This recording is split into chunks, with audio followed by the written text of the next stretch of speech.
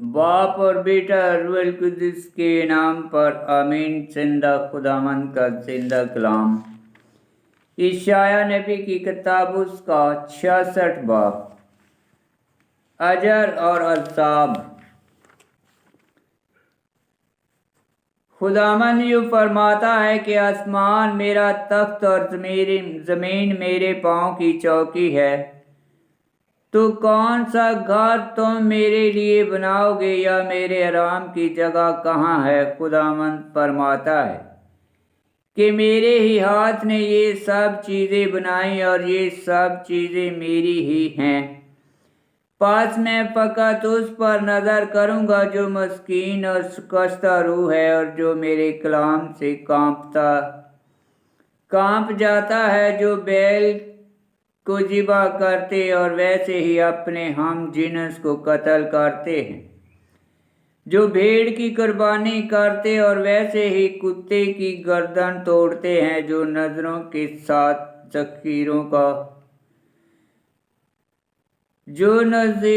साथ खंजीरों का खून मिलाते और लुबान गुजारने के साथ ही बुत को मुबारक कहते हैं।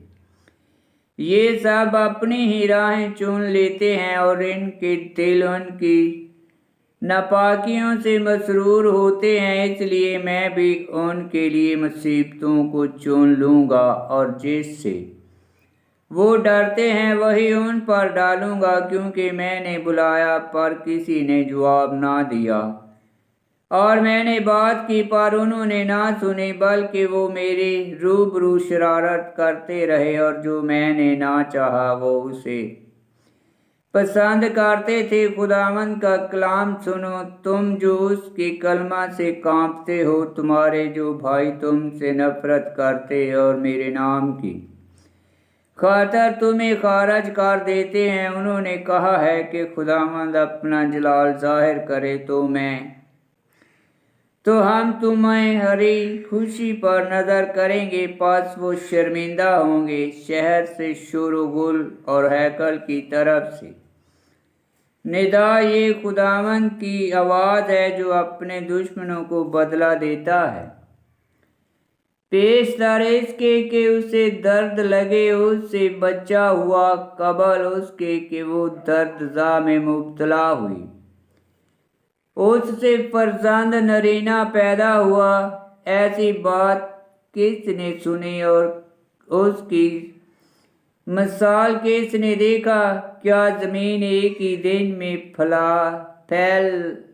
फल लाती है, या कोई कौम एक ही दफ़ा पैदा हो जाती है? लेकिन सिय्योन को पहले ही जब दर्द लगा तो उससे औलाद पैदा हुई। खुदावंद फरमाता है कि क्या मैं दर्द सा लगाऊं और औलाद पैदा ना करूं? तेरा खुदा फरमाता है कि क्या मैं औलाद को पैदा कराऊं और रहम बंद करूं? यरूशलेम के साथ खुशी करो और उसके साथ शादमान हो, तो सब जो उससे मोहब्बत रखते हो उसके साथ बड़ी शादमानी करो। तुम सब जो उस पर नोहा करते हो, ताकि तुम चूसो और उसके तसल्ली पस्तानों से शेर हो, और दूध दो और उसकी शरबत के पस्तानों से हंस उठाओ। क्योंकि खुदावंद यूँ फरमाता है, देख मैं सलामती को दरिया की मानद और कौमों की शौकत को लबरेज नदी की तरह उसकी तरफ रवां करूँगा। तब तुम चूसोगे और गोद में उठाए जाओगे, और घुटनों पर तुमसे लाड किया जाएगा। उसकी तरह जिसकी माँ उसे तसल्ली देती है, वैसे ही मैं तुम्हें तसल्ली दूंगा, और यरूशलेम में तुम तसल्ली पाओगे, और तुम देखोगे और तुम्हारा दिल खुश होगा, और तुम्हारी हड्डियां घास की मानद پھوٹیں گی اور خداوند کا ہاتھ اس کے بندوں پر ظاہر ہوگا اور ہمارے دشمنوں پر غضبناک ہوگا۔ کیونکہ دیکھ خداوند آگ لے کر آئے گا اور اس کی رتھیں گرد باد کی مانند ہوں گی، تاکہ وہ اپنا غضب قہر سے اور اپنی دھمکی آگ کے شعلے میں لائے۔ کیونکہ خداوند آگ سے تمہیں دنیا اور تلوار سے تمہیں نو بشر کے ساتھ چھیڑے گا، اور خداوند کے مقتول بہت ہوں گے جو اپنے آپ کو کسی کے پیچھے باغات کے لیے پاک اور صاف کرتے تھے، اور جو خنزیر کا گوشت اور مکروہ چیزیں اور چوہے کھاتے تھے۔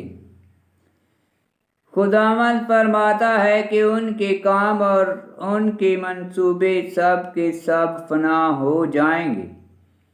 اقوام کی دعوت۔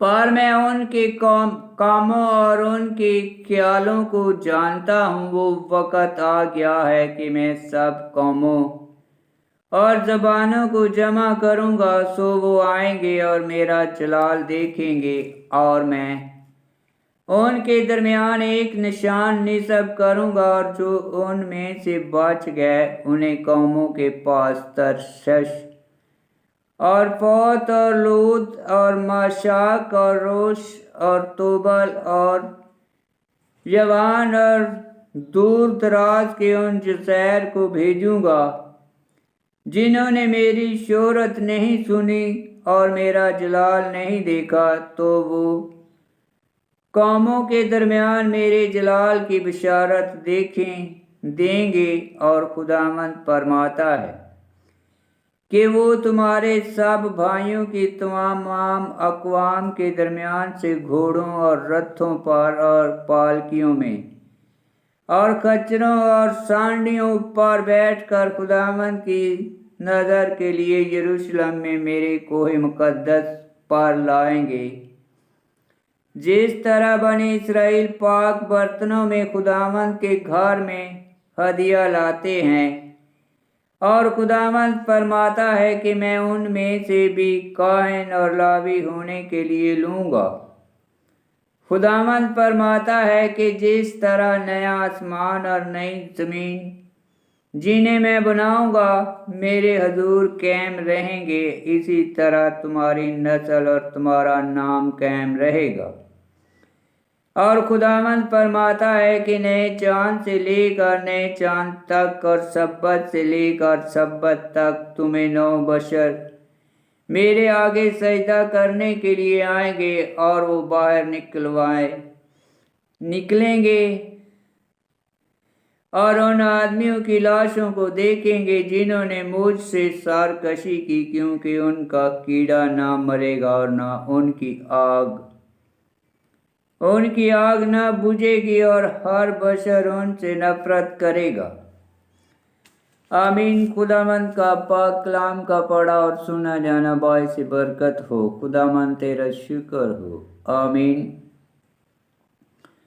اشعیاء نبی کی کتاب اس کا 66 باب کی پہلی آیت میں لکھا ہے، خداوند یوں فرماتا ہے کہ آسمان میرا تخت اور زمین میرے پاؤں کی چوکی ہے، تو کون سا گھر تم میرے لیے بناؤ گے، یا میرے آرام کی جگہ کہاں ہے؟ 66 باب کی پہلی آیت اعمال کی کتاب اس کا 7 باب 49 اور 50 آیت میں لکھا ہے، اور 66 باب کی 22 آیت میں لکھا ہے، خداوند فرماتا ہے کہ جس طرح نیا آسمان اور نئی زمین جنہیں میں بناؤں گا میرے حضور قائم رہیں گے، اسی طرح تمہاری نسل اور تمہارا نام قائم رہے گا۔ 66 باب کی 22 آیت مکاشفہ کی کتاب اس کا 21 باب پہلی آیت اور 66 باب کی 24 آیت میں لکھا ہے، اور وہ باہر نکلیں گے اور ان آدمیوں کی لاشوں کو دیکھیں گے جنہوں نے مجھ سے سرکشی کی، کیونکہ ان کا کیڑا نہ مرے گا اور ان کی آگ نہ بجھے گی۔ اور ہر بشر ان سے نفرت کرے گا۔